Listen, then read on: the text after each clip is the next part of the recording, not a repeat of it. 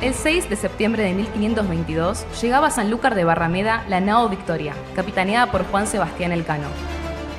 Era la única de las 5 naves que, comandadas por Fernando de Magallanes, partieron del mismo puerto 3 años antes, con el objetivo de encontrar una ruta marítima que conectara el Océano Atlántico con el Pacífico.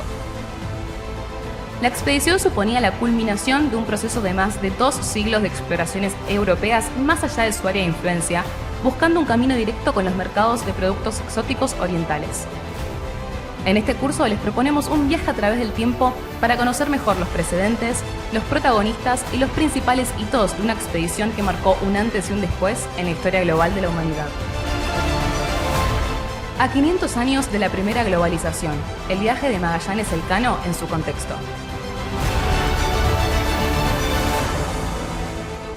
Las relaciones comerciales entre Occidente y Oriente están documentadas desde épocas muy antiguas. La arqueología ha podido constatar la existencia ya hace más de 3 milenios de contactos comerciales entre ambos continentes, con el nexo ineludible de la zona de Mesopotamia y la península arábiga como lugar de tránsito comercial principal. Dentro de la configuración de los sistemas productivos, el comercio en esa época se limitaba fundamentalmente a los productos de alto valor añadido. Felipe Fernández Armesto acuñó hace un tiempo el concepto de efecto forastero para referirse a aquella tendencia constatada en múltiples sociedades de distintos lugares y épocas a reverenciar lo exótico por variadas razones. Se manifestaba esencialmente en la superior valoración que podían llegar a recibir productos comercializados desde lugares muy lejanos debido al gasto y el esfuerzo realizado para poder llevarlos a los mercados correspondientes. También podían proceder de acciones diplomáticas, trocados como regalos con representantes de otras civilizaciones. Cualquiera de ambas posibilidades otorga al producto un evidente prestigio, más allá del valor propiamente dicho que podían tener esos productos, algo que fue especialmente señalado en el comercio intercontinental entre Asia y Europa. Fue el caso de las especias, pero también el de otros alimentos como el azúcar, que también están estrechamente vinculados con la historia atlántica. Desde el punto de vista culinario hay que destacar que ya desde la antigüedad se tenía la conciencia de que una cantidad importante de ingredientes procedentes de lugares diversos y a ser posible alejados otorgaba un valor añadido a la producción gastronómica. Pero esto solo podía hacerse con productos de escaso volumen, ya que por las posibilidades tecnológicas y logísticas que caracterizaban las rutas comerciales entre civilizaciones, impedían el comercio masivo de alimentos que ocuparan mucho espacio, ¿no? Hubo de esperarse a épocas mucho más recientes, ya con el desarrollo de las comunicaciones a gran escala, para eso. En la antigüedad y el medievo el tráfico comercial se concretaba en productos de escaso volumen y alto impacto y valor añadido, especialmente el de largas distancias, ¿no? En esta definición encajan perfectamente las especias. Hay que tener presente, por tanto, que en la base de la explicación de la historia de la expansión atlántica europea bajo medieval, la que acabará propiciando el viaje de Magallanes, el comercio de las especias, junto con el de otros alimentos como la sal o el azúcar, está muy presente.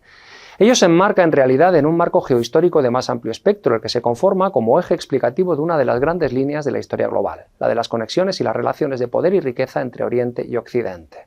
Desde la antigüedad, como ya he indicado, tenemos referencias a la exportación de productos como la canela, desde zonas alejadas de la península arábiga o incluso de la costa oriental africana hasta Mesopotamia. Este comercio de especias árabe y africano que practicaron las civilizaciones de Sumer y Egipto fue transferido posteriormente, junto con otros muchos elementos civilizatorios, a Grecia y Roma.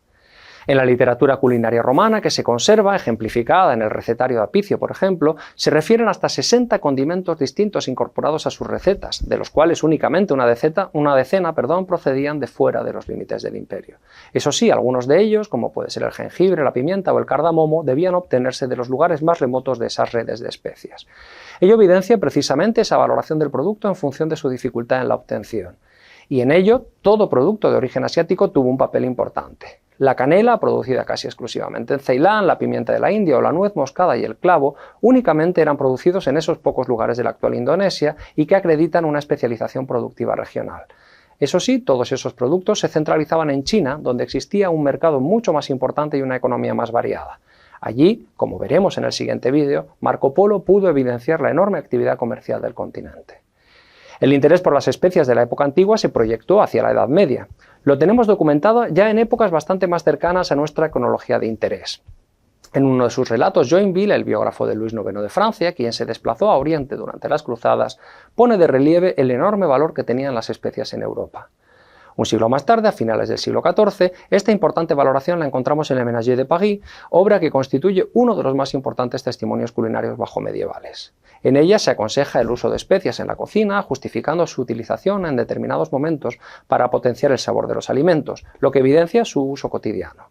En la propia corte borgoñona de tiempos de Carlos, del emperador, había una tradición que venía de antiguo de utilizar especieros de oro y plata en forma de naves durante los banquetes, vinculando esa cuestión simbólica con ese alimento, ¿no? Esta presencia de las especias en la cocina europea, importante no solo por su valor culinario, sino, insisto, por ese componente de prestigio, explica la persistente intención por parte de los comerciantes de eliminar intermediarios en su obtención.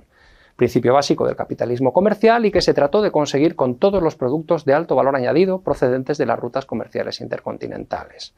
Eso sí, en muchas ocasiones no era posible lo que sí se consiguió con el azúcar, que fue producirlo en el contexto europeo, más concretamente primero en el Mediterráneo y luego en el Atlántico.